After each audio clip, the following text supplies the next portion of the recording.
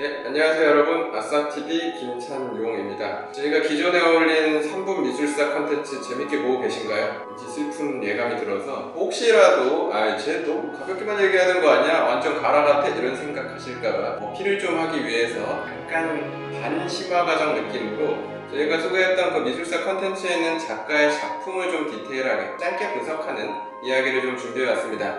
그래서 3분 미술사 심화편 느낌으로 모네 인상 해돋이라는 작품을 이번 편에서 좀 소개를 해드리려고 하는데요.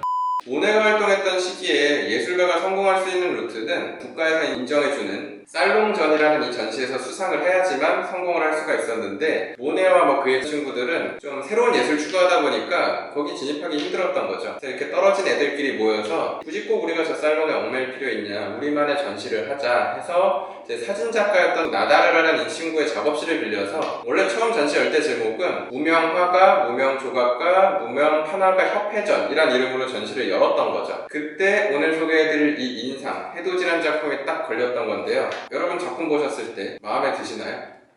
그쵸, 이게 사실 요즘 우리는 안목이 좀 높아져서 마음에 들어요, 아름답네요 라고 일단 지르고 보는 경우가 많이 있는데, 당시 사람들이나 비평가에게도 이게 너무 마음에 안 들었던 거죠. 그래서 당시에 방문했던 루이 르로이라는 비평가가 이 인상 해돋이란 작품 보고 날로 먹은 그림에 깊은 인상을 받았어, 차라리 저 벽지가 더 잘 그렸겠네, 이런 얘기를 하는 바람에 악명이죠. 정말 니네 그림은 인상밖에 없는 뮤한성작이다 라고 비꼬는 비평을 냈는데, 그게 하나의 타이틀이 되면서 이 사람들이 인상파라는 이름을 갖게 됐던 겁니다. 그래서 막상 이 사람들이 같이 인상파로 활동하는데 그림 스타일은 사실 좀 서로 다른 지점이 많이 있었던 거죠. 처음에는 이걸 되게 싫어하다가 이분들도 생각하다 보니까 이 인상파라는 그룹명이 우리를 알리고 활동하는데 이득이 되는 지점이 있겠다라는 판단을 하게 되고, 그래서 그 이후에는 인상파전이란 이름으로 전시들이 8번을 이어서 계속 해나가는 상황이 됐었던 거죠. 자, 근데 여러분, 이 해돋이 딱 봤을 때 이게 모네의 최고작이라고 혹시 생각하시나요?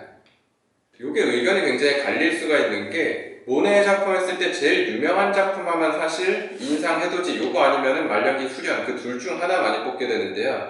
이 인상이라는 작품이 상징적으로는 굉장히 의미 있는 작품입니다. 이 작품 덕분에 미술사에 인상파라는 이름 자체가 생겨나게 됐고, 그 덕분에 많은 예술가들이 좀 응집되는 계기가 됐었던 거죠. 다만 이걸 나중에 모네 다른 작품들하고 좀 비교해서 보시면 기법적으로 봤을 때는 과연 이게 가장 뛰어난 모네의 작품인가, 여기에는 의문이 훨씬 많을 겁니다. 완전 신인 때의 작품이었고요. 터치나 색에 있어서도 안정감이나 완성도가 사실 오히려 후기에 우리가 좀 덜 익숙한 작품보다도 좀 거친 부분이 많이 있죠. 파도의 이런 붓의 표현이나 태양이나 노젓는 이런 인물의 표현 자체가 정말 심플하게 되어 있죠. 그걸 보는 관점이 좀 다양해질 수 있다는 겁니다. 그래서 우리가 작품을 볼 때도 그걸 평가하는 기준은 다양하죠. 역사적 기준도 있을 거고요, 기법적인 측면도 있을 거고, 그 이후 거래나 가격적인 측면에 의해서 우리가 바라보게 되는 측면들이 굉장히 다양하게 있을 겁니다.